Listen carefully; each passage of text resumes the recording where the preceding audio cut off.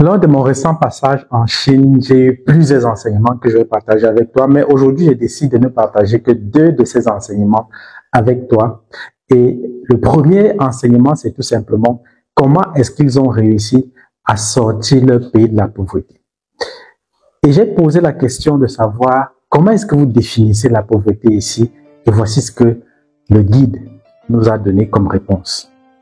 Un pauvre en Chine, c'est une personne qui réussit à manger à sa faim, qui réussit à envoyer ses enfants à l'école, qui réussit à avoir un boulot, qui a une voiture et qui a une petite maison. Un pauvre, c'est une personne qui a une petite maison, une petite voiture, qui réussit à manger à sa faim, qui réussit à envoyer ses enfants à l'école, qui réussit à obtenir ce qu'il veut, quand il veut, comme il veut, selon ses moyens. Comment est-ce qu'ils ont réussi, eux les Chinois, à transformer la définition que nous savons de la pauvreté? Simplement, voici la réponse. Lorsqu'ils ont décidé de combattre la pauvreté sur une période de 30 ans, ils ont pris un échantillon. Quels sont les villages les plus pauvres de la Chine? Et ils ont décidé de se focaliser sur les villages les plus pauvres. Lorsqu'ils ont donc détecté les villages les plus pauvres, ils sont allés dans ces villages et ils ont dit, à partir d'aujourd'hui, on arrête de vous accompagner. À partir d'aujourd'hui, le gouvernement arrête de vous accompagner. Vous allez désormais ne compter sur personne d'autre que vous-même. Le gouvernement a ajouté en disant, si un membre de votre communauté a un problème, vous êtes responsables tous de ce problème du membre de cette communauté. Je prends un exemple. Si un enfant tombe malade, vous de la communauté avez l'obligation de l'accompagner afin qu'il puisse trouver la guérison. Et s'il meurt, vous êtes tenu pour responsable et vous allez répondre de vos actes auprès des juridictions chinoises.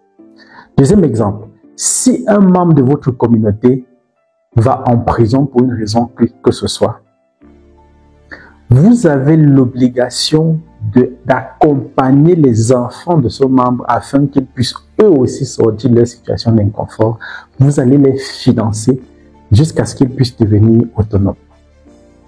Donc, le gouvernement les a coupé les vivres parce qu'en Chine, les villes les plus riches ont l'obligation d'accompagner financièrement, matériellement les villes les plus pauvres. Le gouvernement a donc dit stop à ça. Il est inadmissible que vous soyez dans une zone où les terres sont fertiles et vous continuez à compter sur le gouvernement alors que vous pouvez pratiquer de l'agriculture et vous en sortir, devenir autonome financièrement. Alors ils ont coupé les vivres à ces villages et ils ont mis ces villages face à leurs responsabilités. Et en un an, le village le plus pauvre, qui était l'échantillon, a produit plus de 6000 tonnes de céréales. Ces 6000 tonnes de céréales, ce même village prenait 5 ans pour produire.